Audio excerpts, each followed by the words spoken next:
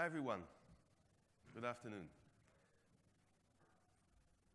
So my name is Eitan Siegel. I'm with Check Point Product Management. I cover SandBlast and threat prevention. And I'm going to be presenting together with Tony. Hi, Tony.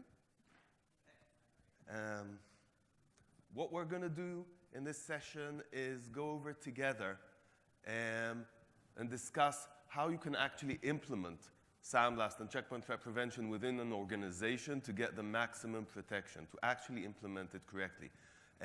It's kind of semi-technical. It touches on some technical aspects. It's really important that you understand these things. So first of all, presumably you've all heard by now about SandBlast. We've been out in the market with SandBlast for a few years now. It's our suite for preventing advanced threats, unknown cyber attacks, zero-day cyber attacks, and very recently recognized by NSS Labs breach prevention system as the top vendor in this space.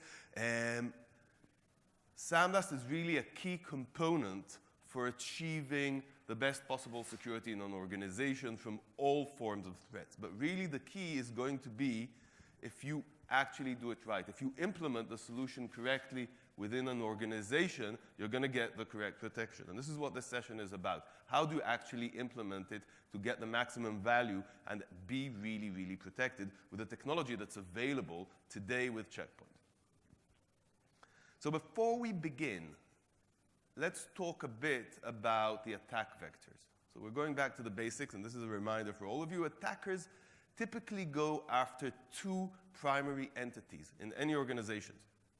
They go after the users, and they go after systems. When we talk about users, two primary ways to get to a user.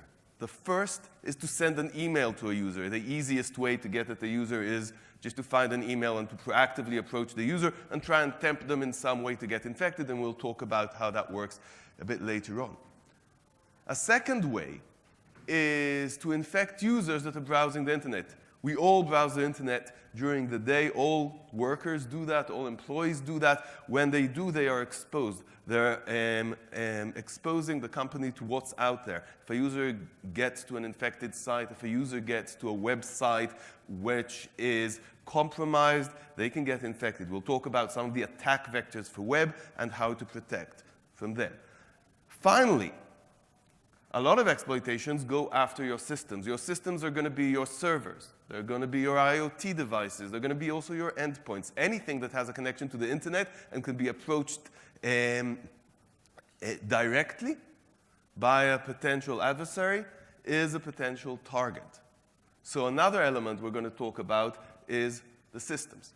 So understanding these really, really, really fundamental penetration elements that are available to hackers is going to focus us on how we're going to talk about the prevention. So we're going to be covering these three areas. How do we protect correctly from incoming mails and all threats that come? How do we protect our users that are browsing the internet, that are gaining access to the internet? And how do we protect all of our systems that are exposed to the internet? And we're going to start with the mail portion. We're going to cover these one by one. So first of all, mail. Before we go into the actual protections, here's a few stats.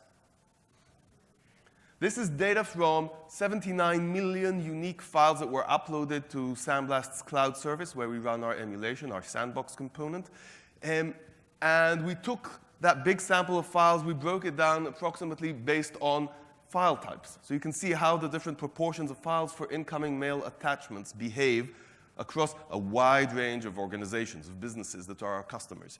96% of these are documents. You see the big chunk PDF, Excel, Word, and a PowerPoint is another about 1.5%. That's the bulk of what's coming into the organization. And when you think about it, that makes sense, right? Now let's look at the malicious portion of this. So out of these 79 million unique files, 675,000, approximately 675,000 were actually detected as malicious. And when you break these down according to file types, you see some interesting patterns. For instance, if you look at scripts, so scripts over here were 0.5%, so a small fraction of what's actually coming in as attachment, but 81% of scripts are malicious. Do you really need scripts coming in as attachment? I'm not sure. Another one over here, executables. Now, some businesses need executables to be able to come in as attachments. Most don't. And over half of executables that come in through email in the data we have, again, from a huge sample, are malicious. A lot of these are originating from an email with a link. A user clicks a link and finds himself downloading a malicious executable. And finally, there's another thing here called SCR. A tiny portion, 0.01% are SCR files, but a huge quantity of SCR files were actually malicious, 79.4%, or 4,000, over 4,000 malicious, unique malicious SCR files. Now, for those of you who might be scratching their head trying to recall what the heck is an SCR file, then I have a nice little reminder for you. You won't hear the volume here, the sound here. Anyone remember After Dark?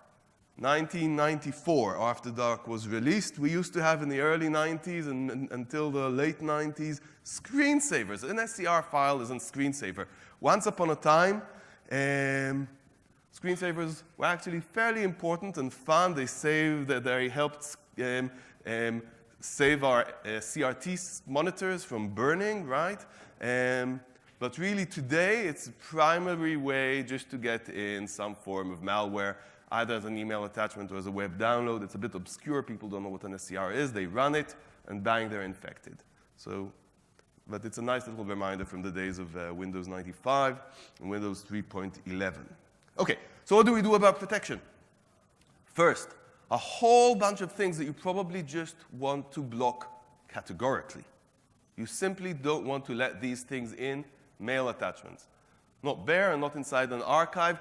You can block all of these things within the antivirus blade on Check Point gateways. You can also use your anti-spam solution or use your Exchange server.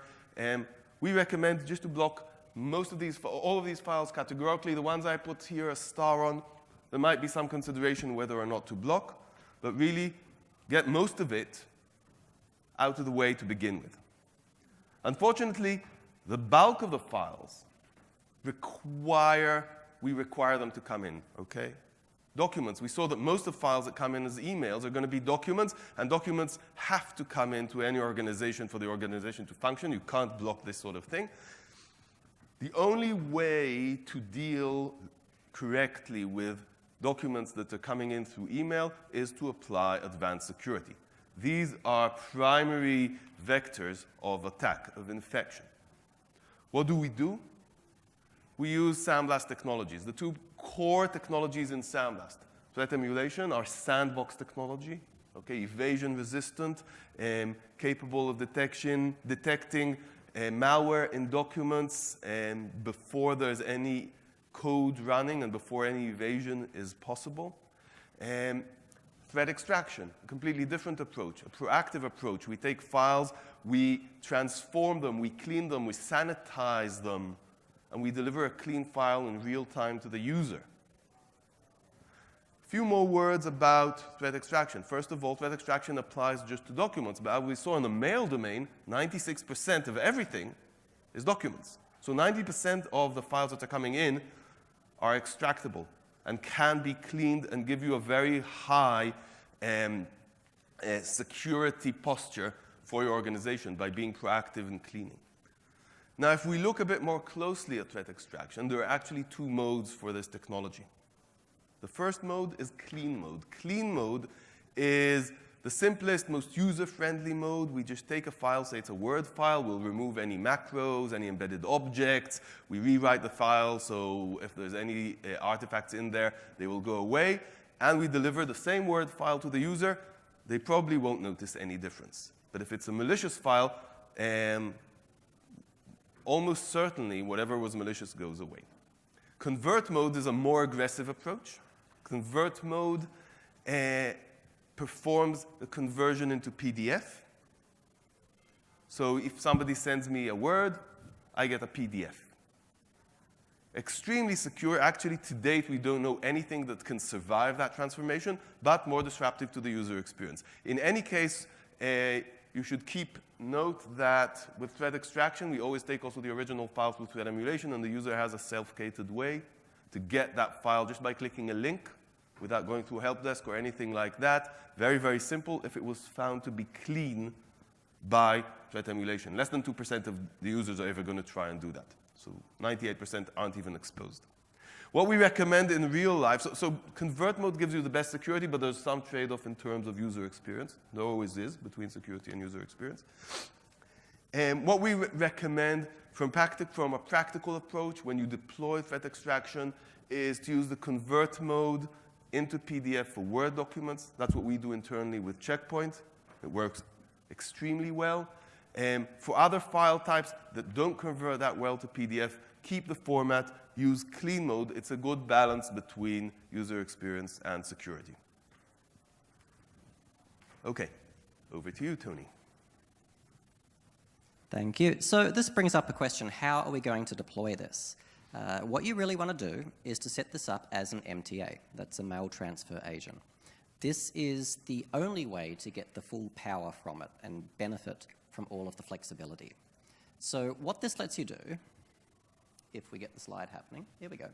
What this lets you do is to get the full threat extraction service. You can have emails coming in, extract the threats from those emails, which are then safely delivered to your end users. It's also the only way to do your SSL decryption. So this is where you want to terminate the SSL connections, look inside those mails and see what's going on. And then, of course, we can modify the email itself directly. So if an attachment has come in and we've converted that attachment, we can then send the end user an embedded link saying, well, if you want the original file, click on this link and we're going to insert that within the email itself. This is part of the power of setting up an MTA option. And we have worked on this a lot throughout the previous year. We're continuing to work on this throughout 2018. There's a lot of benefits that have come to fruition over that time, and we are working on more improvements in part of our roadmap as well. So much, much more benefit now as compared to previous versions. So where do we do this? Where do we set up this functionality? Turns out there's two options. You can use your existing gateway. You can do that. That's the one on the right, the perimeter gateway. If you've got one box already, you don't want to add to that, well, that's an option. If you're going to go down that path, you want to be careful about sizing. Sizing becomes something that you need to pay attention to. What we recommend, what the best practice certainly is to use a dedicated gateway. So you have a gateway dedicated to protecting your emails to your MTA.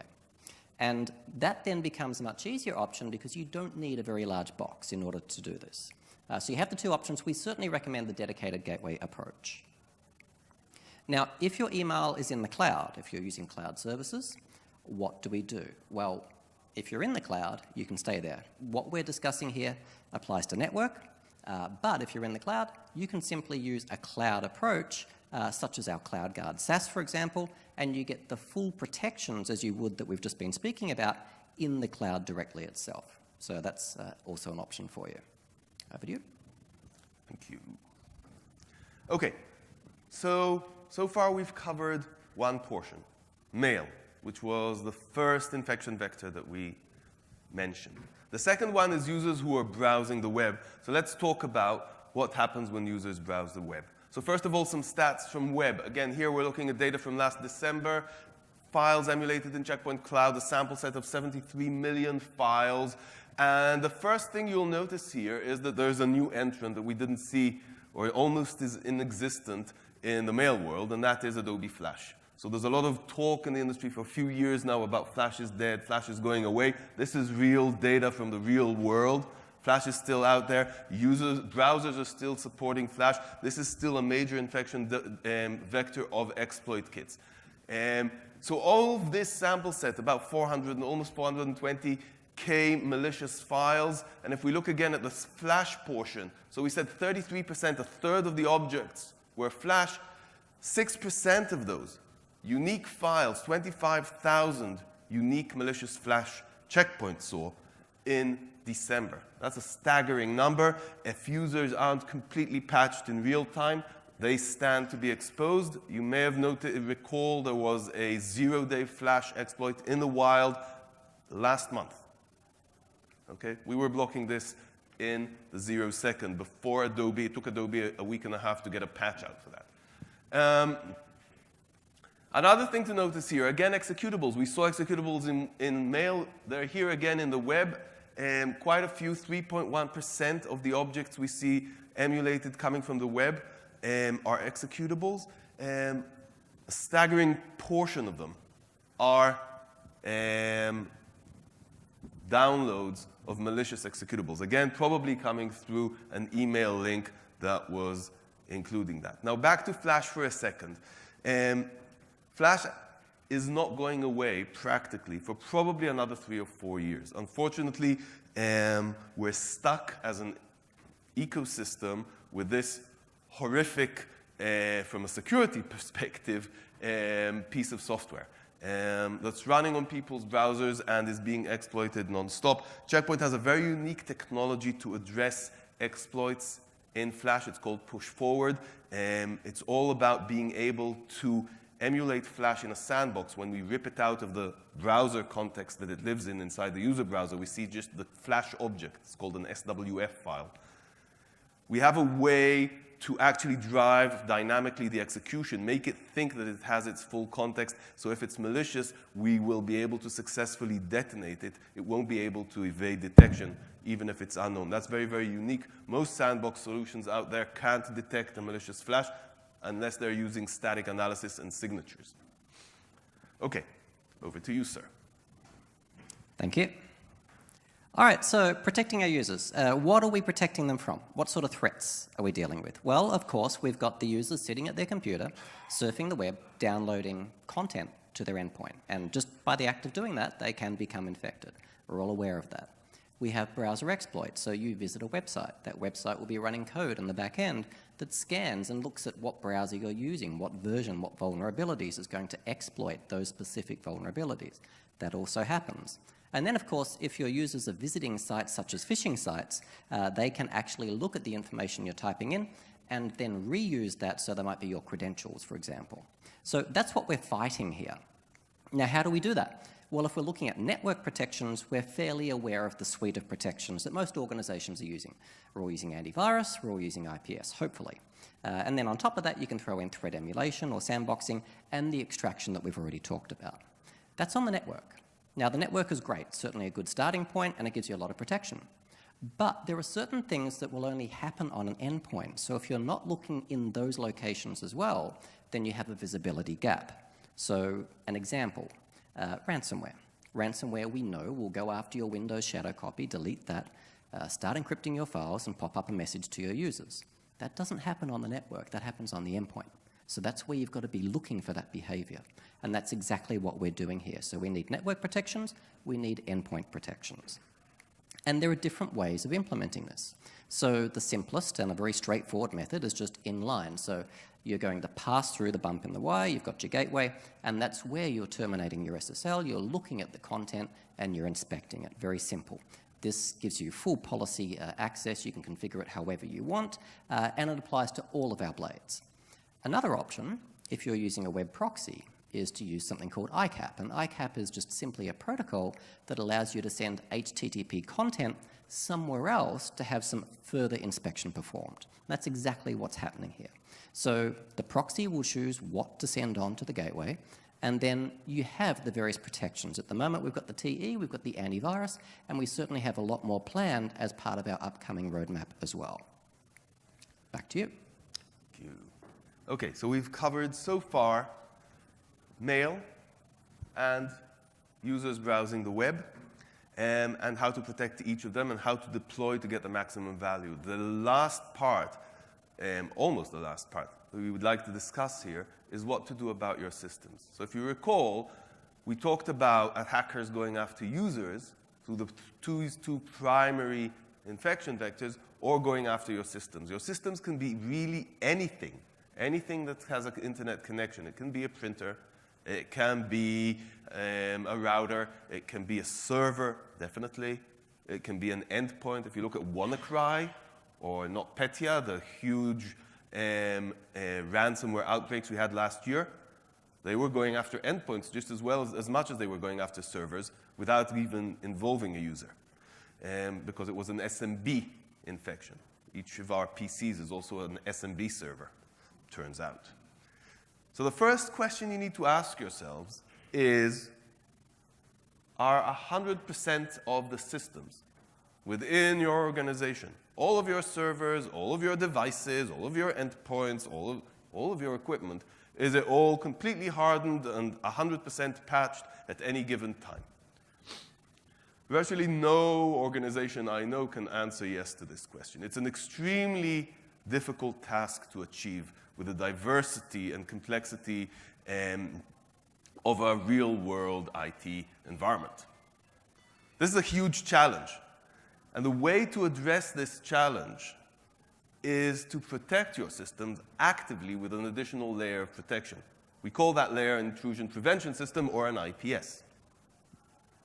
So this is what IPS does. It gives you this layer of virtual patching and hardening of your systems without you having to constantly touch and patch and harden your systems.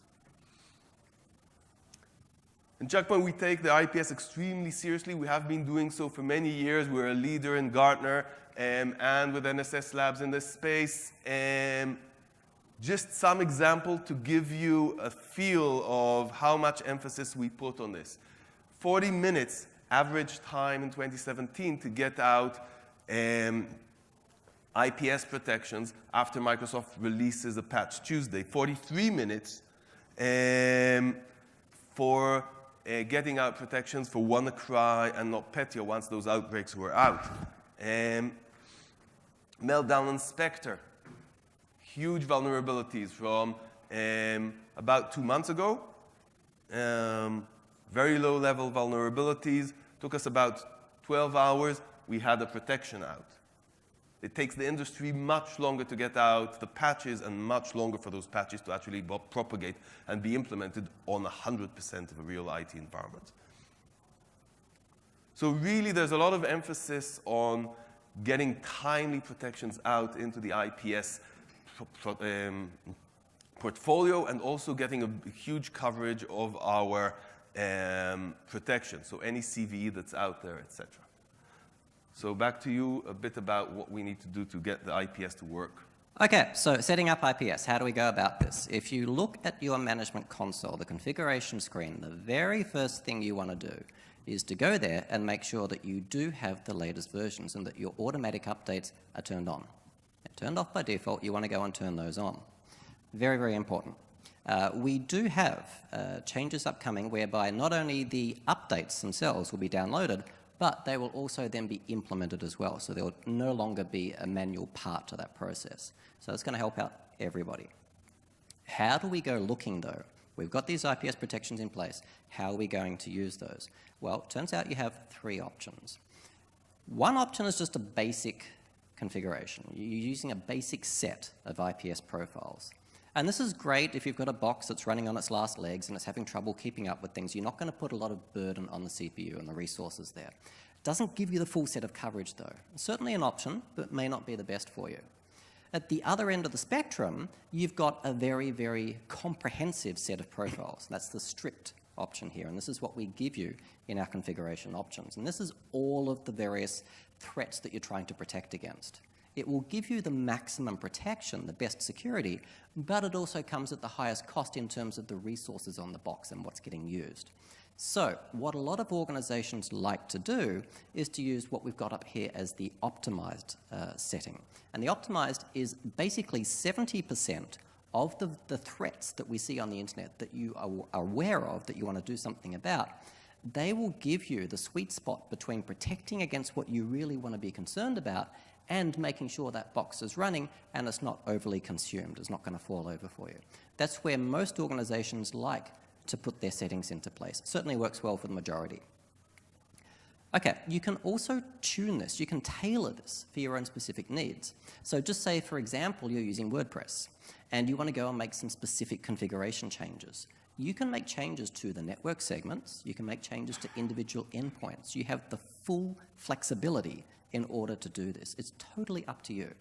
Even better yet, you can use the results of vulnerability assessments, vulnerability scans as an example. They might come back to you and say, these are the findings we made, you've got weak spots here. You can go and put those specific protections into place. And you can see down the bottom corner here, we're using tags. Tags are how we name and attribute our labels. So those specific protections we're aware of, they have a name, you can map those to your network segments or your endpoints. A lot of power, a lot of flexibility there. The question really becomes, where? Where do you want to implement these IPS protections? Well, let's start with how to build a network. What's the first thing we do when we build a network? We build a wall. We say everything outside that wall is somebody else, and everything inside is us. It's our organization, our network. And we call that wall our perimeter. So at your perimeter, you definitely want to be screening and have IPS protections in place. That's of paramount importance. Outside, coming in.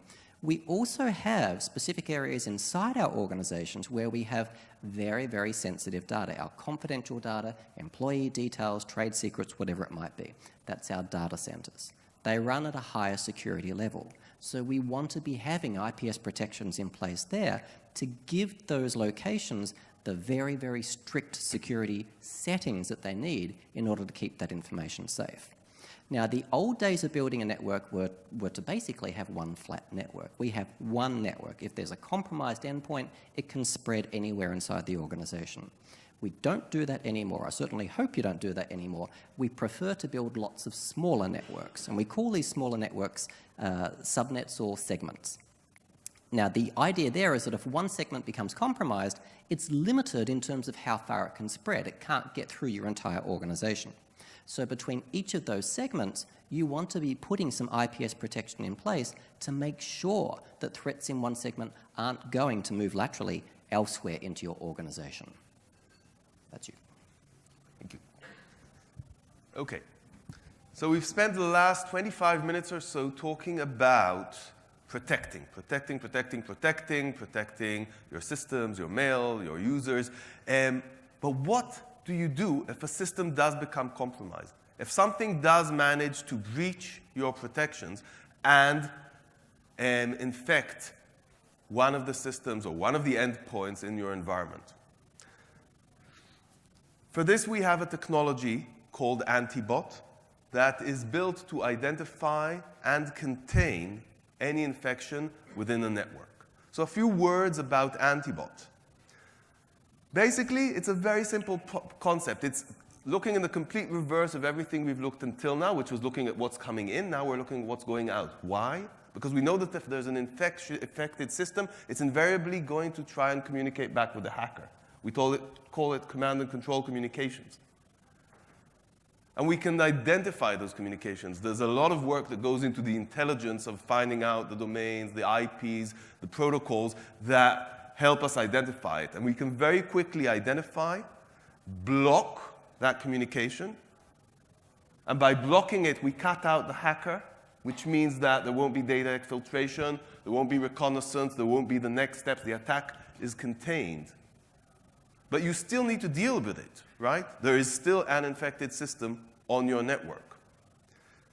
For that, there's a log, and the AntiBot logs are probably the first logs that you need to look at. If you have a SOC, then your SOC analyst needs to know that these are the first logs they need to triage in their work. Why? Because these are not potential threats. These are actual compromises, actual infected systems in your network. So educate whoever it is within your organization who monitors threats to look for these logs. In these logs, we will see the IP and the identity, if you're running identity awareness, of the infected host, and the name of the malware, and how much it's been trying to communicate.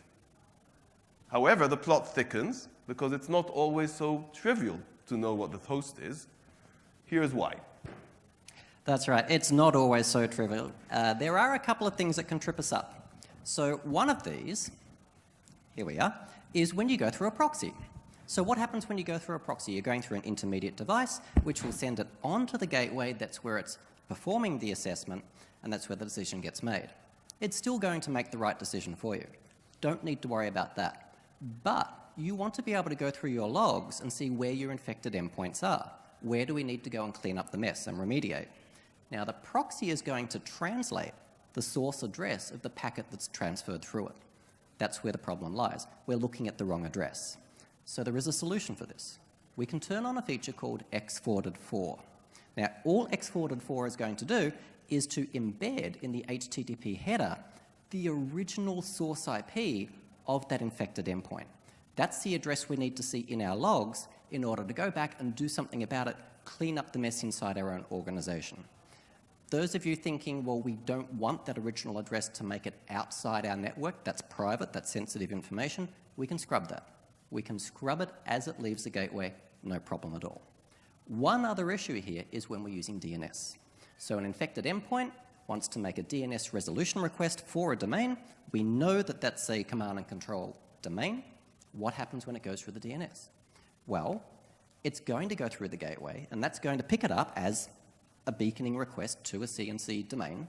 It's going to block that, but we have the same issue here. It's not going to return anything. We need to return an IP address to the infected endpoint.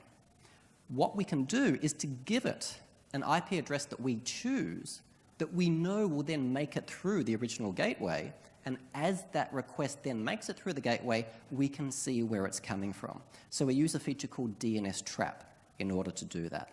It's something that can be configured, something you definitely want to use to get that full visibility there. Handing back to you. Okay, so just one more tiny point that I'd like to stress about AntiBot before we wrap up. AntiBot, we talked about AntiBot on the network. An enterprise system might be compromised when it's outside the network. My laptop here, what happens if it's infected? It's not behind a gateway. We have the same technology implemented on the endpoint with our SandBlast agent, which means that you'll get the same logs, the same information, also when a user roams out of the system. So let's quickly summarize what we've seen and what we've learned over the last half hour or so.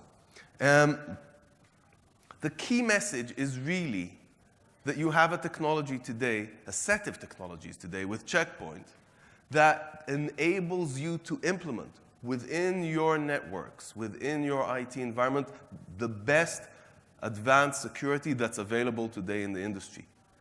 In order to do it, you need to understand how attackers work, how attacks penetrate, and to make sure that you're covering all the different attack vectors. We talked about those. Utilize the various technologies. We talked about IPS and AntiBot and threat emulation and threat extraction and antivirus and a bunch of additional technologies on the endpoint like anti-ransomware and anti-exploit and forensics. These are all technologies that are built to work together as part of your overall strategy for protection. And finally, make sure you optimize your deployment. We gave you some of the important baseline tips to start doing that. How do you implement correctly to block mails? How do you implement correctly to understand web? Which blades do you need to enable? Which profiles for your IPS and how to manage that? Those are all things that if you understand them, if you do them and implement them correctly, you will have the best security that's available today in the world. So with that, we'd like to thank you very, very much. And that's it.